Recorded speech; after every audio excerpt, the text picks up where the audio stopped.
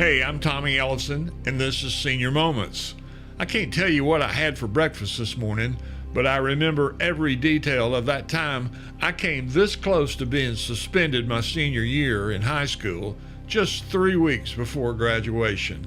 So stick around. This is proof that some things from a misspent youth just don't fade away. Let's go. Well, good afternoon, folks. This is Tommy Ellison coming to you from Senior Moments, Evidence of a Misspent Youth.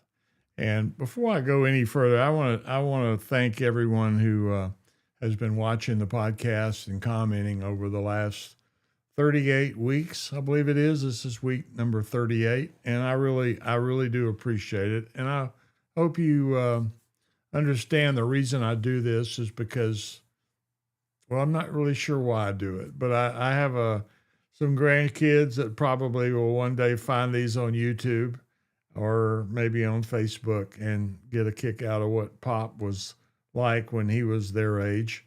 And, you know, some of you who don't know me very well, obviously you're going to have some insight into where I came from and maybe even where I'm going, insane asylum.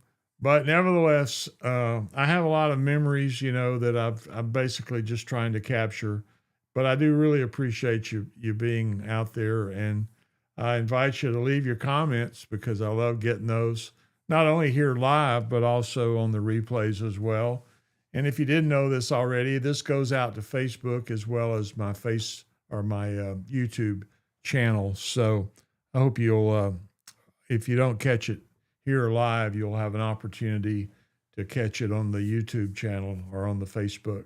Then again, if you're not catching it live, I'm not sure how you would know unless you've just watched before. But anyway, can't believe it, episode 38. And the title of today's episode in the podcast is The Night My Lights Went Out in Chattanooga. And it was kind of, well, the title was stimulated by an old Vicki Lawrence tune. If you remember, she sang The Night the Lights Went Out in Georgia. And I got to thinking about that tune the other day, and it kind of had some merit application to this particular episode that I wanted to do for you tonight. You may remember Carol Burnett's show and Vicki Lawrence's participation in that. But this song, The Night the Lights Went Out in Georgia, was probably, I guess you'd consider it a one-hit wonder. I'm not sure if I even know what the B-side of that 45 was. But, and she also had a second television series called Mama's Family.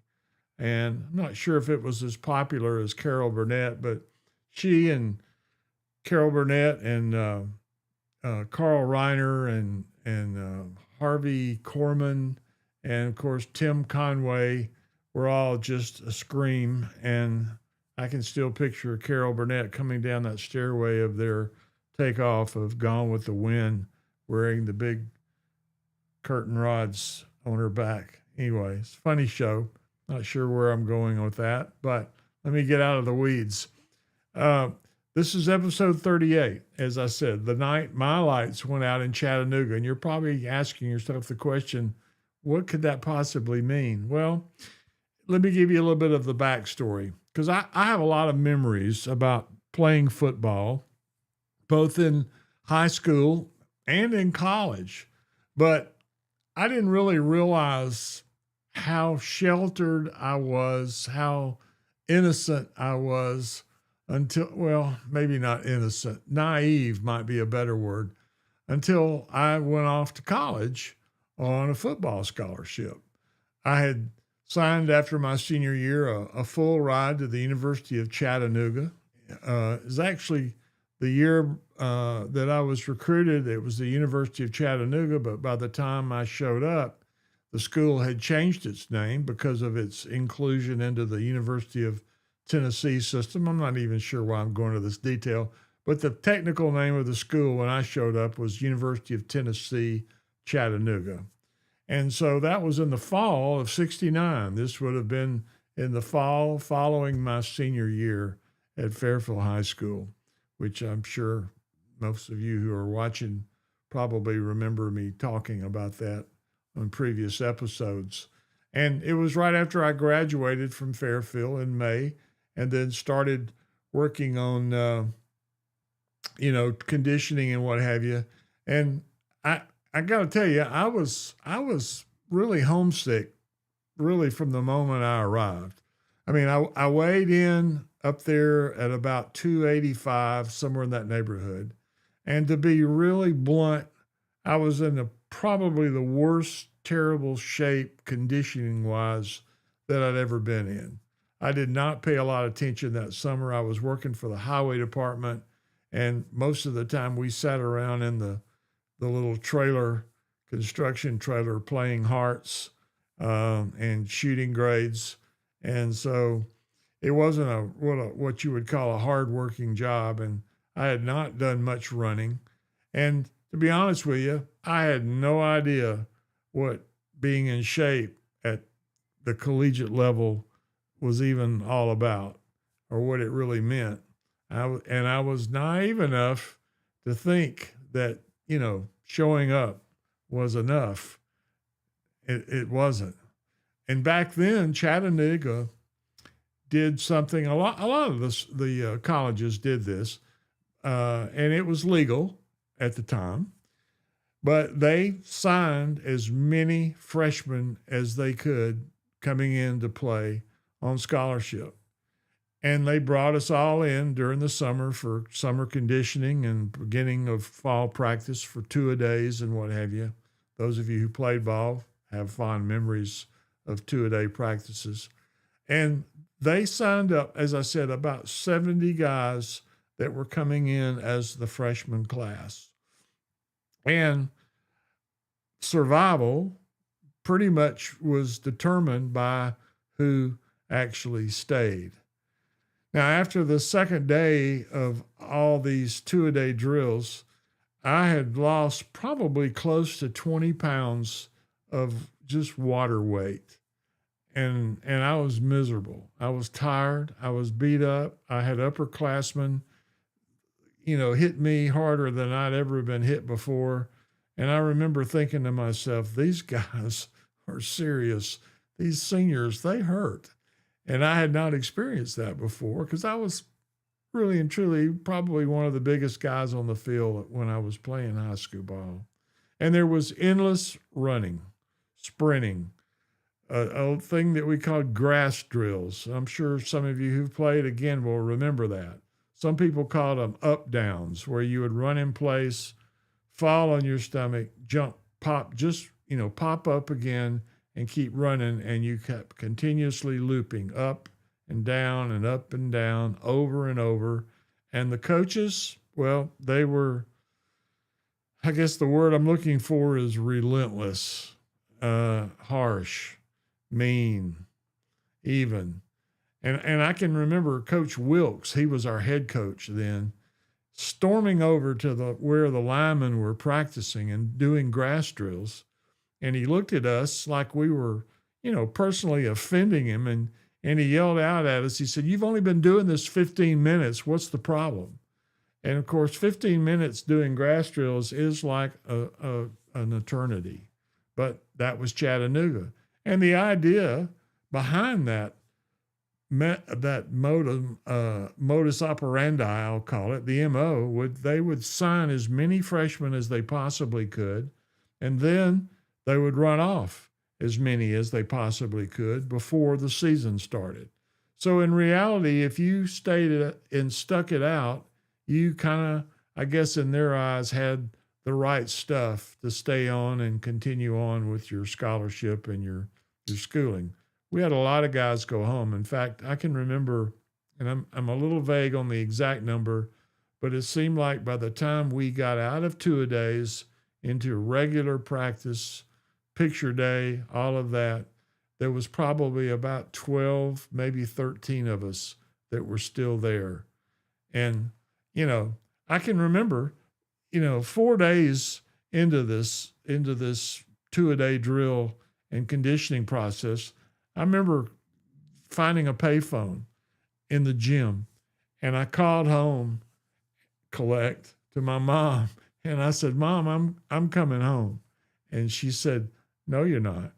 And I said, No, Mom, I'm telling you, I'm coming home. Or, and she said, No, you're not. You're going to stay and stick it out. And I said, Are you telling me I can't come home? And she said, That's exactly what I'm telling you. And you don't have anywhere else to go. So you might as well stay there. That's where you need to be. And of course, that was my mother. She wasn't mean, but if you looked up tough love in the dictionary, her picture would probably be there. So I stayed. And by the time 2-a-days were over, like I said, practices morning and afternoon, the 70 original freshmen had dwindled down to 12 or 13 guys. And one other thing I remember about all of that was the practice field at Chattanooga was right on the river. You could literally fall in the river from the practice field that we were on during the day. And the humidity on the Tennessee River in August was unbearable. It was brutal. And it was one of the hardest, probably most miserable times that I experienced in my life, then or even since then. Now, it's funny because prior to this moment, I had wondered why my mother had taken out a life insurance policy on my life when I got that scholarship and got ready to go. I mean, I was only 17 years old, about to turn 18 in September. And I guess now I knew why. She probably thought I was going to die, and I thought I was going to die. And looking back, I can kind of rationalize that, it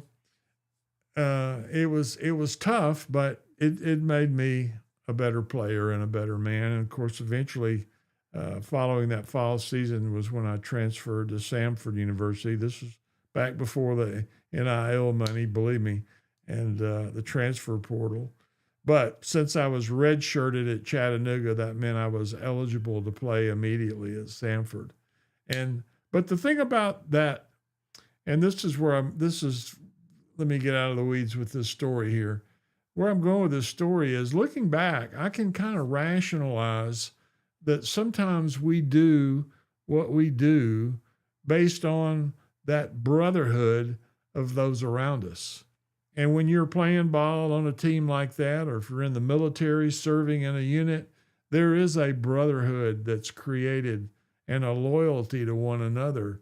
And a lot of that loyalty is forged in the sweat and the blood and the pain that takes place. There's some other stories about the hazing that went on, but I'll share those at a later date and later at night.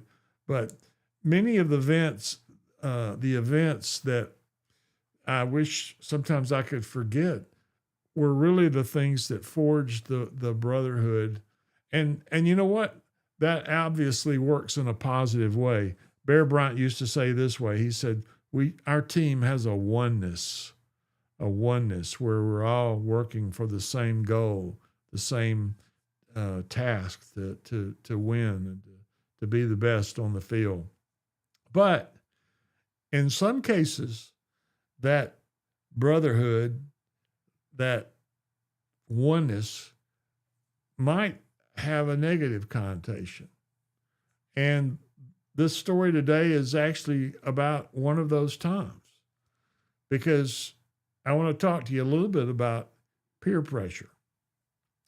Now, I know you know what that is, but just for the sake of defining it, I would say that peer pressure is doing something you shouldn't do simply because everyone else is doing it and encouraging you to go along. Now, granted, it could work in a positive way, and most of the time it doesn't, but it could work in a positive way where those around you have coerced you by this brotherhood to do the right thing. But in a lot of cases, you're drug into the mire by peer pressure. And when people hear the word peer pressure, they think about, things like alcohol and smoking and drugs and even crime for that matter.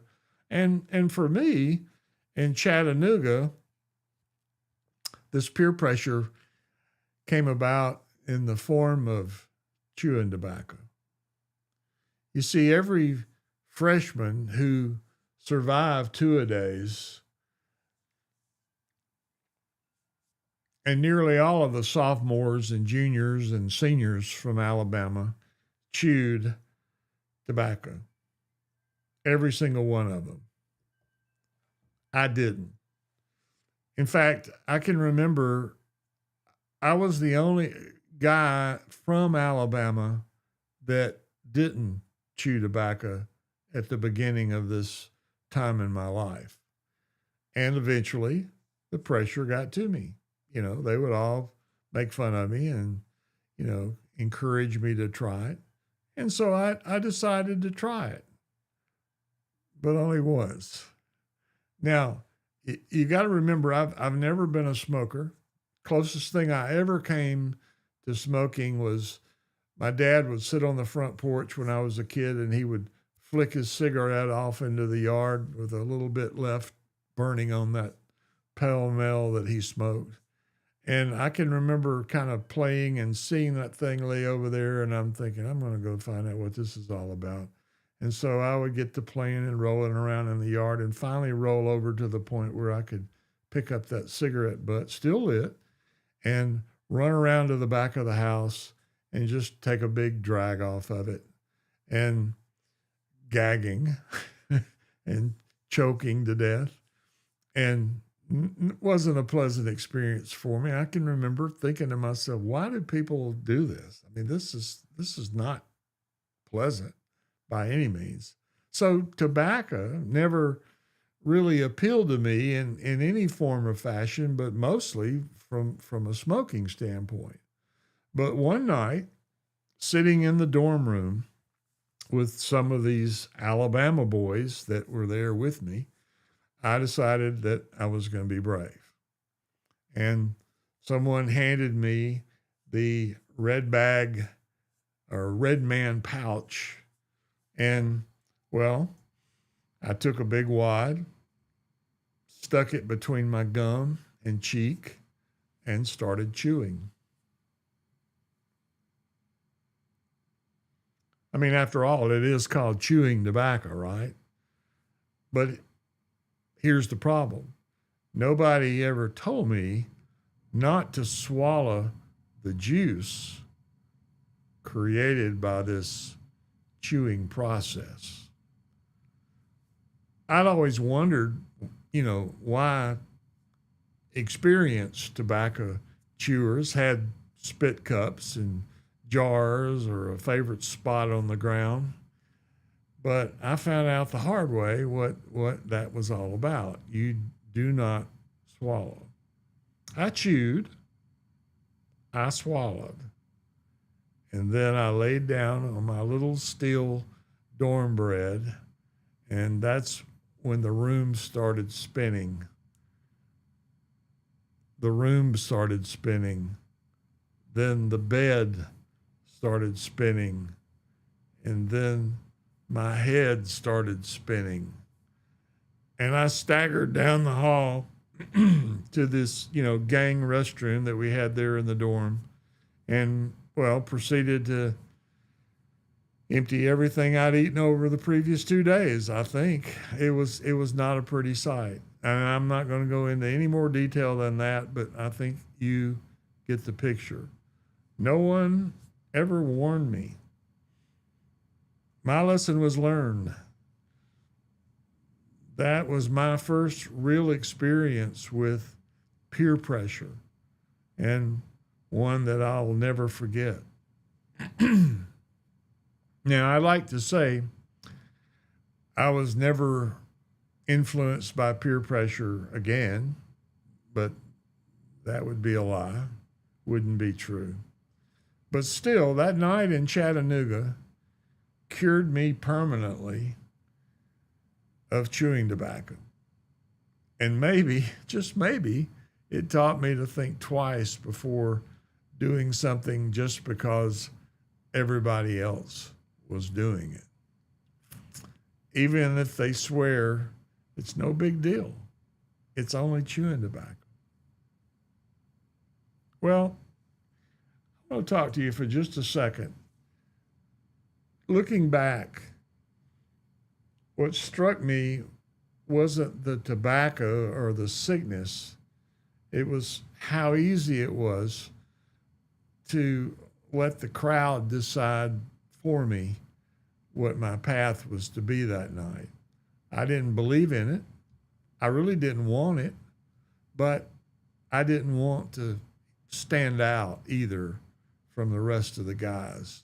It was part of that brotherhood thing.